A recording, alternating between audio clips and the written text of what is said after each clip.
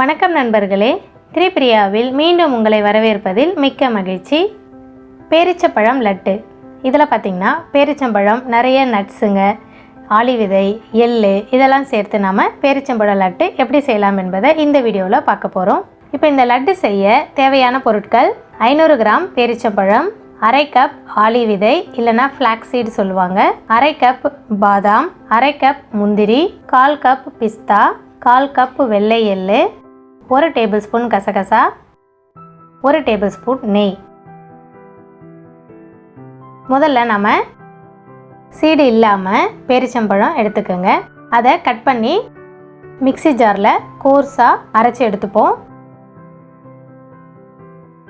இப்போது கடாய் வச்சுட்டு மீடியம் ஃப்ளேமில் ஒவ்வொரு நட்ஸையும் நாம் ட்ரை ரோஸ்ட் பண்ண போகிறோம். ஆயில், கீ எதுவும் விடாமல் வெறும் கடாயில் வறுத்து எடுத்துக்கலாம். ஆளி விதையை வறுத்து எடுத்துப்போம்.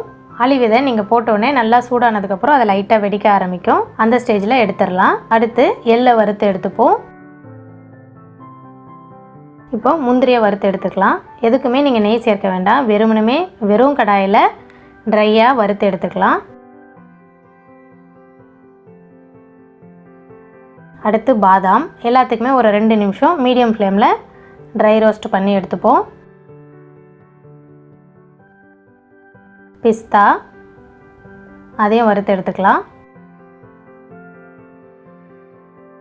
இப்போது கசகசா சேர்க்குறேன். கசகசா நீங்கள் ஸ்லோ ஃப்ளேமில் வச்சு பண்ணணும், இல்லைனா அது கருகிடும். இப்போ எல்லா பொருளையும் நாம் வறுத்து எடுத்துட்டோம். பாதாம், பிஸ்தா, முந்திரியை நான் கோர்ஸாக அரைச்சிக்கிறேன். வேணும்னா நீங்கள் நைஸாக கட் பண்ணி கூட சேர்த்துக்கலாம். கட் பண்ணி சேர்த்திங்கன்னா பசங்க அதிலேருந்து எடுத்து கீழே போட ஆரம்பிப்பாங்க. ஸோ அதனால் நான் கோர்ஸ் பவுடராக எடுத்துக்கிறேன். ஆளி விதையையும் எள்ளையும் சேர்த்து ஒன்றா அரைச்சிக்கோங்க. ஏன்னா இது முந்திரி பாதாமோடு அரைக்கும் போது சரியாக அரைப்படாது. அதனால் இது ரெண்டையும் தனியாக நாம் கோர்ஸாக அரைச்சிக்கலாம். இப்போது இன்னொரு பேன் வச்சுட்டு 1 டேபிள் ஸ்பூன் நெய் சேர்த்துக்கிறேன்.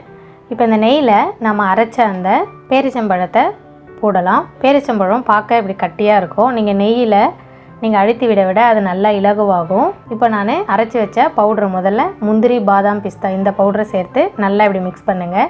நல்லா நீங்கள் மிக்ஸ் பண்ணிங்கன்னா அந்த பேரிச்சம்பழம் நல்லா இலகுவாகி நட்ஸோடு சேர ஆரம்பிக்கும். இப்போ ஆளி விதையும் அந்த எள்ளும் கோர்ஸாக அரைச்சி அதையும் சேர்த்துக்கலாம். எல்லாம் சேர்த்து ஒரு 2 நிமிஷம் ஃபுல்லாக ஸ்டவ்வை சிம்மில் வச்சுட்டு மெதுவாக அந்த டேட்ஸ் கூட எல்லா நட்ஸும் சேர்கிற மாதிரி நல்லா அழுத்தி விட்டு கிளறிக்கிட்டே இருங்க. இது ஒரு 2 நிமிஷம் உங்களுக்கு டைம் எடுக்கும். இப்போது டேட்ஸும் நட்ஸும் எல்லாம் சேர்ந்ததுக்கப்புறமா நீங்கள் இதை ஒரு பிளேட்டில் மாற்றிட்டு கொஞ்சம் சூடு ஆறுனதுக்கப்புறமா ஒரு நிமிஷம் கழித்து உருண்டை பிடிச்சிங்கன்னா அழகாக நமக்கு லட்டு ஷேப்பில் உருண்டை பிடிக்க முடியும். உங்களுக்கு என்ன ஷேப் வேணாலும் நீங்கள் எடுத்துக்கலாம். நான் லட்டு மாதிரி பிடிக்கிறேன். இதில் பார்த்திங்கன்னா அயன், புரோட்டீன், விட்டமின் பி காம்ப்ளெக்ஸ்னு ஏகப்பட்ட சத்துக்கள் அடங்கியிருக்கு.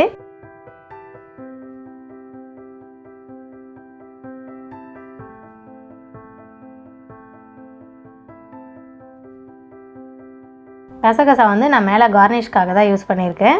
நீங்கள் அப்படியே அந்த பேரிச்சம்பழத்துலேயும் சேர்த்தும் எடுத்துக்கலாம், இல்லைனா இது போல் கார்னிஷ்காகவும் யூஸ் பண்ணிக்கலாம். இப்போ நம்மளுடைய ஹெல்த்தியான பேரிச்சம்பழ லட்டு ரெடி. இதை நீங்கள் உங்கள் வீட்டில் செய்து பாருங்கள். உங்கள் கருத்துக்களை கமெண்ட் செக்ஷனில் எழுதுங்க. இந்த வீடியோ உங்களுக்கு பிடிச்சிருந்தால் லைக் பண்ணுங்கள், உங்கள் ஃப்ரெண்ட்ஸுங்களுக்கு ஷேர் பண்ணுங்கள். மீண்டும் இன்னொரு ரெசிபியில் சந்திப்போம். மறக்காமல் எங்கள் சேனலை சப்ஸ்கிரைப் பண்ணுங்கள். நன்றி, வணக்கம்.